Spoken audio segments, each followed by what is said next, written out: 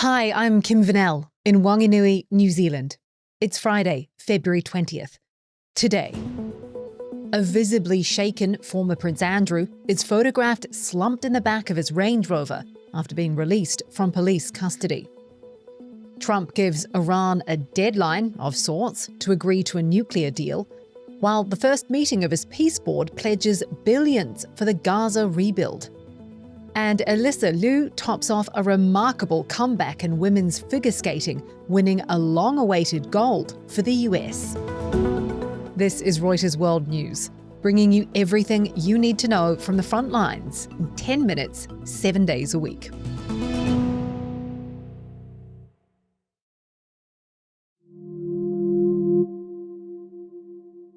A tinted SUV leaves an English police station, carrying the brother of the country's king, Andrew Mountbatten Windsor. Reuters photographs show the beleaguered royal attempting to lie back in the back seat as news of his arrest turns anger over his Epstein links into an unprecedented royal scandal. He was arrested on suspicion of misconduct in public office, accused of sending confidential government documents to the late sex offender when he was a trade envoy for the UK. Andrew has always denied any wrongdoing in relation to Epstein and that he regrets their friendship. Police say he was released under investigation after questioning. Reuters chief correspondent Michael Holden is in London.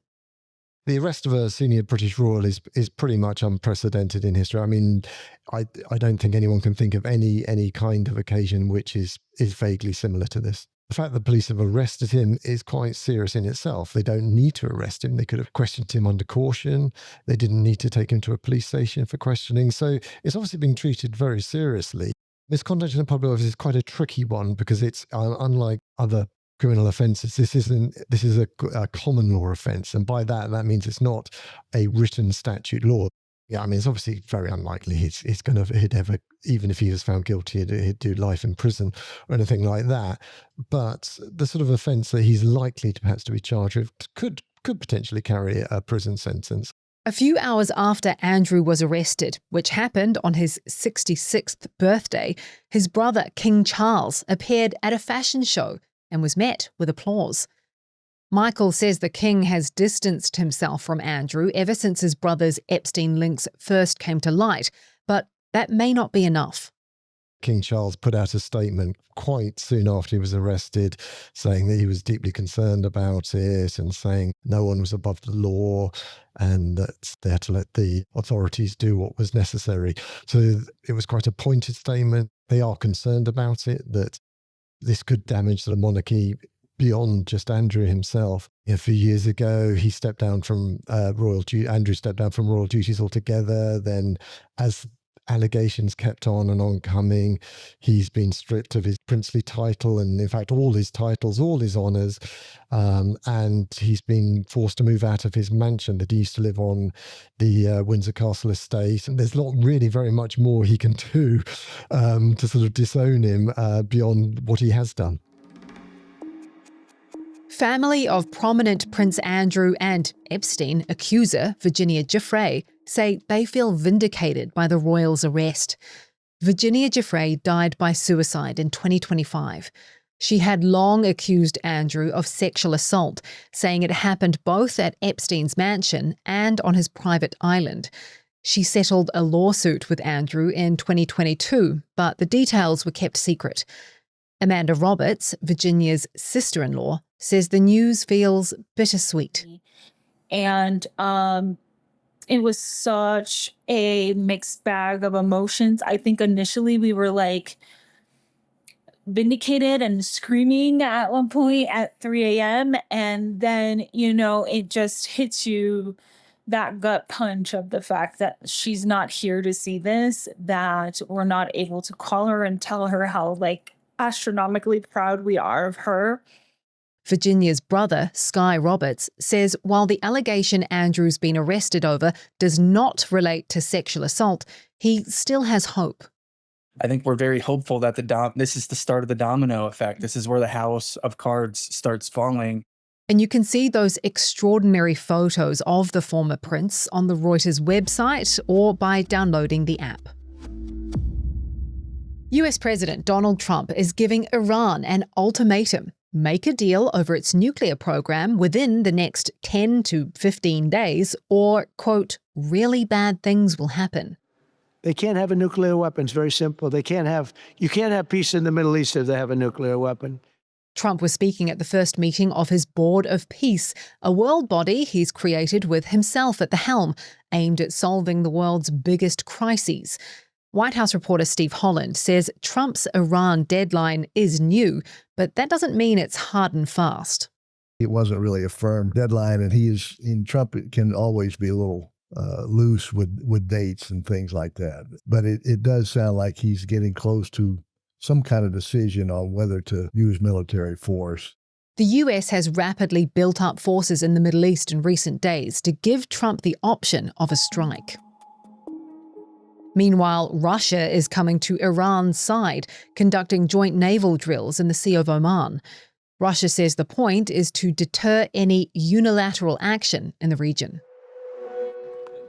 That first Board of Peace meeting saw Trump speak for more than an hour in front of an audience of world leaders, with the notable exception of Washington's traditional partners like the UK and France. Trump told the board that nations had contributed $7 billion, matched by another $10 billion from the US, for the board's mission to reconstruct Gaza once Hamas disarms. But we spoke to Steve Holland again, who says that's not an easily achievable objective. That involves disarming Hamas militants, creating and establishing and sustaining the International Stabilization Force, which will include troops from several countries. The difficulty, of course, is and which has been a longstanding problem, is getting Hamas to give up their weapons. It's going to take a long time to rebuild Gaza the way that they want to. And it will take sustained work from not just the rest of the Trump White House, but whoever takes over afterward. US GDP numbers are sure to have investors looking for any sign of where the global economy is heading. For the latest market news and analysis, check out our sister podcast, Morning Bid, wherever you get your podcasts. President Trump has announced he's ordering the release of government files relating to alien life, UFOs, and UAPs, or unidentified aerial phenomena. He made the announcement on social media just a few hours after telling reporters that former President Barack Obama had let classified information slip when he said this in an interview with Brian Tyler Cohen. Are aliens real? They're real, but I haven't seen them, and they're not being kept in, what is it? Area 51. Area 51. Obama later clarified his stance, posting on social media that he saw no evidence that extraterrestrials have made contact. West Virginia is suing Apple. The state says child sexual abuse material is being housed and distributed on Apple's iCloud service. The state's attorney general says Apple prioritized user privacy over child safety, filing just a few hundred abuse reports in 2023. That's in contrast with Google, which filed almost 1.5 million, while Meta filed more than 30 million. The lawsuit cites internal Apple messages describing the company as the greatest platform for distributing child porn. Apple says it has safety features in place and is innovating to combat threats. Now, some happy news to end today's episode. Well, happy for Americans, at least. Alyssa Liu has won Olympic gold, breaking a 20-year drought for the US in women's figure skating and capping a remarkable comeback story. She had stepped away from the sport after the 2022 Beijing Games, when at 16, she said she'd burned out and lost her love for skating. She came back, she says, on her own terms and with more creative control.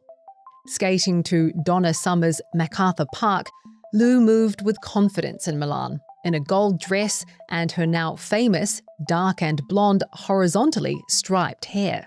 And of course, a huge grin on her face.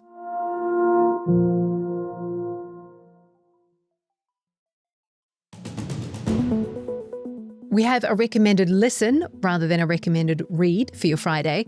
Next week marks 4 years since Russia launched its invasion of Ukraine. We want to send you over to our sister podcast, On Assignment, where we'll be looking at the war from the perspective of 2 of our journalists. Hear how the war has changed their lives and their jobs. That podcast drops tomorrow.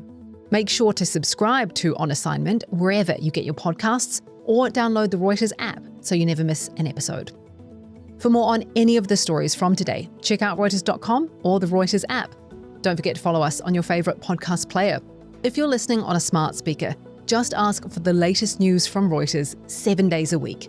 We'll be back tomorrow with our daily headline show.